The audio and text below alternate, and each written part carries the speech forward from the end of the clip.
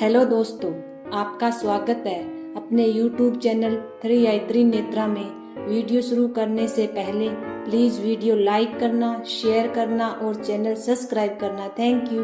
नमस्कार दोस्तों, भगवान कृष्ण की जय हो, विष्णु भगवान की जय हो। भगवान नारायण की कृपा आप सभी भक्तों पर बनी रहे। दोस्तों, आज हम सुनेंगे कामदा एकादशी व्रत कथा। चैत्र मास के शुक्ल पक्ष की एकादशी को कामदा एकादशी कहते हैं। इस दिन भगवान विष्णु की पूजा की जाती है और कामदा एकादशी व्रत कथा सुनते हैं। इस व्रत को करने से व्यक्ति के कार्य सफल होते हैं। भगवान विष्णु की कृपा से पाप से मुक्ति मिलती है और वह व्यक्ति मोक्ष को प्राप्त करता है। कामदा एकादशी व्रत कथा। धर्मराज युधिष्ठिर कहने लगे कि हे भगवान, मैं आपको कोटि कोटि प्रणाम करता हूँ। अब आप कृपा करके चैत्र शुक्ल पक्ष एकादशी का महात्म्य कहिए। श्री कृष्ण भगवान कहने लगे कि हे धर्मराज, यही प्रश्न एक बार राजा दिलीप ने गुरु वशिष्ठ से किया था और जो समाधान उन्होंने बताया वो मैं तुमसे कहता हूँ। प्राचीन काल में भोगीपुर नामक एक नगर था। वहाँ पर अनेक ऐश्वर्य से युक्त पुंडरीक नाम का एक राजा राज्य करता था।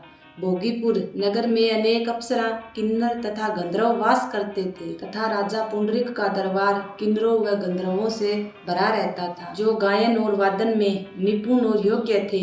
वहाँ नित्य ही गंधर्वों और किन्नरों का गायन होता था। भोगीपुर नगर में ललिता नामक रूपसी अप्सरा और उसका पति ललित नामक श्रेष्ठ गंधर्व का वास था।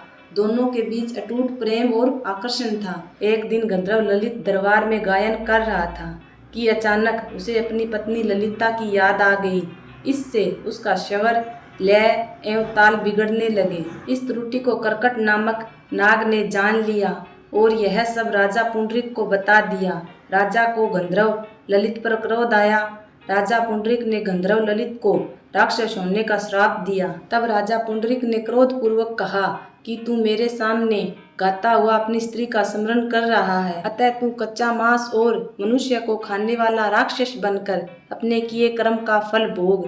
पुंडरीक राजा के श्राप से ललित उसी क्षण महाकाय विशाल राक्षस हो गया। उसके मुख से अत्यंत भयंकर अग्नि निकलने लगी। उसकी नाक पर्वत की कंदरा के समान विशाल हो गई, गर्दन पर्वत के समान लगने लगी, सिर के बाल पर्वतों पर खड़े वृक्षों के समान लगने लगे तथा भुजाएं अत्यंत लंबी हो गई।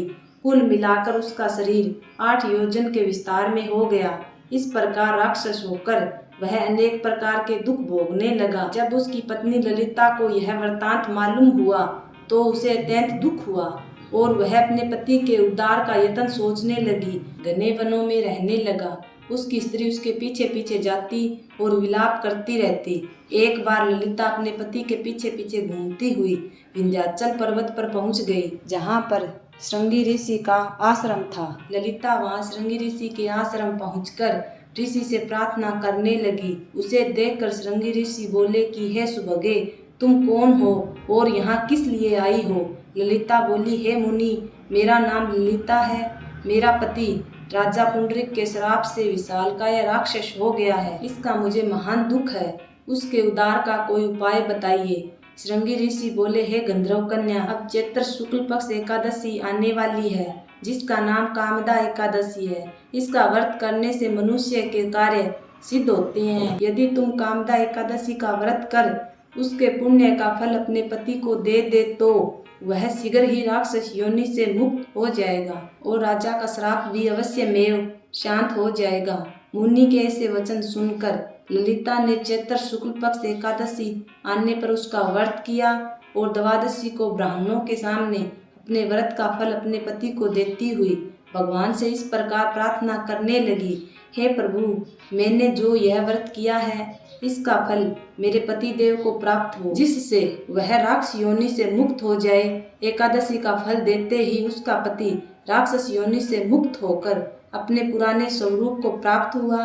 फिर अनेक सुंदर आभूषणों से युक्त होकर ललिता के साथ विहार करने लगा। उसके पश्चात वे दोनों विमान में बैठकर स्वर्गलोक को चले गए। वशिष्ठ मुनि कहने लगे कि हे राजन, इस व्रत को विधि पूर्वक करने से समस्त पापों का नाश होता है तथा राक्षस आदि योनि भी छूट जाती है। संसार में इसके बराबर कोई दूसरा व्रत नहीं है। कामदा एकादशी की कथा पढ़ने या सुनने से वायपेय यज्ञ का फल प्राप्त होता है। बोलिए विष्णु भगवान की जय हो। ओम भगवते वासुदेवाय नमः।